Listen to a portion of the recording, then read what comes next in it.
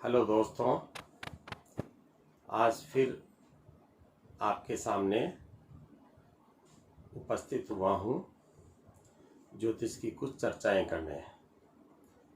दोस्तों, ज्योतिष एक ऐसी चीज है जो इंसान के जीवन में बहुत आमूलचूल परिवर्तन करती है। आपने देखा होगा कि एक घर में 2 बच्चे 3 बच्चे होते हैं। आपने नोट किया होगा कि एक बच्चा तो बहुत होशियार है, बिना कहीं पढ़ता है। एक बच्चा है वो पढ़ने में कमजोर है, मेहनत करता है फिर भी नंबर कम आते हैं। एक बच्चा ऐसा है जो बहुत ही बदमाशी करता है, पढ़ाई लिखाई बिल्कुल नहीं करता, कहना किसी का मानता नहीं। ये क्या कारण है? एक ही माँ बाप है सब बच्चों के, एक जैसी परवरिश है, एक जैसा उनको सारी छूट है, खाना पीना पहनना सब चीजें, माहौल घर का सब एक जैसा है। उसके बावजूद भी तीनों बच्चों में अलग अलग वेरिएशन क्यों है, अलग अलग फर्क क्यों है? ये इसलिए है दोस्तों कि उनके ग्रह, सबके ग्रह अलग अलग है। ग्रह अलग अलग होने की वजह से उनके ऊपर उन ग्रहों का प्रभाव पड़ता है। जिसके अच्छे ग्रह हैं वो पढ़ने में होशियार है और चीज़ों में इंटेलिजेंट है। ऐसे ही दूसरे जो बच्चे हैं उनके ग्रह मान लो कमज़ोर हैं, दशाएं अच्छी नहीं हैं, तो वो अपने हिसाब से उस ग्रहों के दुष्प्रभाव के हिसाब से आचरण कर रहे हैं। उस दुष्प्रभाव की वजह से उनके असर आ रहा है।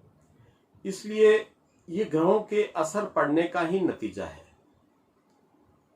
बहुत चीज़ें ऐसी होती है पृथ्वी के ऊपर, हर जगह ग्रहों का प्रभाव है।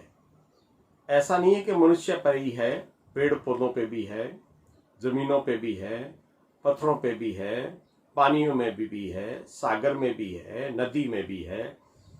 आपने देखा होगा ज्वार भाटा आता है पूर्णिमा के दिन, तो ये सब चंद्रमा पूरा होता है उस समय चंद्रमा की जो कलाएं और प्रभाव पड़ता है उस वजह से ये आता है। तो ये सब चीजें ग्रहों के हिसाब से हैं। कई बार कुछ जमीनें बहुत कीमती हो जाती है, कई बार कुछ जमीनें कीमती होते हुए भी वो बिल्कुल बिना कीमत की हो जाती है। ये सब विपरीत काल, परिस्थितियां और ग्रहों के प्रभाव से ही पड़ता है।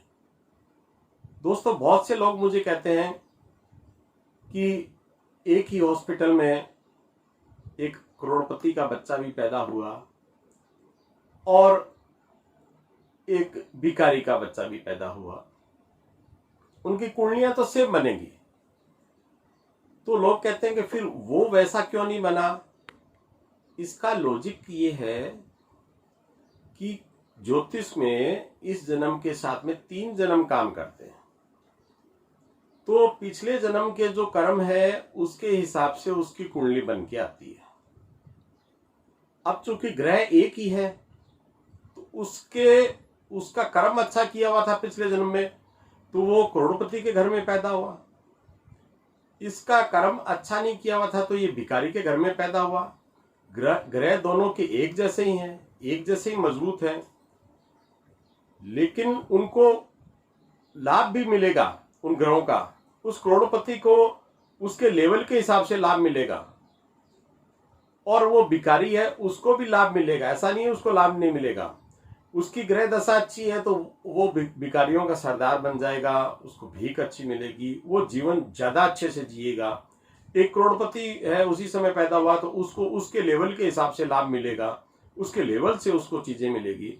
लेकिन ग्रहों का प्रभाव निश्चित रूप से पड़ता है और हर इंसान को अपने कर्म, मन कर्म वचन से अच्छा रहना चाहिए। अपने जीवन में कुछ न कुछ अच्छे काम जरूर करने चाहिए। उसके रिजल्ट्स सारी चीजें पे होती है अगले जन्म में। इसलिए हर इंसान को पॉजिटिव सोच, अच्छे विचार के साथ में चलना चाहिए। और ज्योतिष का बहुत बड़ा रोल है अपने जीवन काल में, बहुत बड़ा रोल है। इसको गहराई से अपन आगे आने वाले एपिसोड में, आने वाले आगे मेरे वीडियो में अपन बहुत विस्तार से चर्चा करेंगे।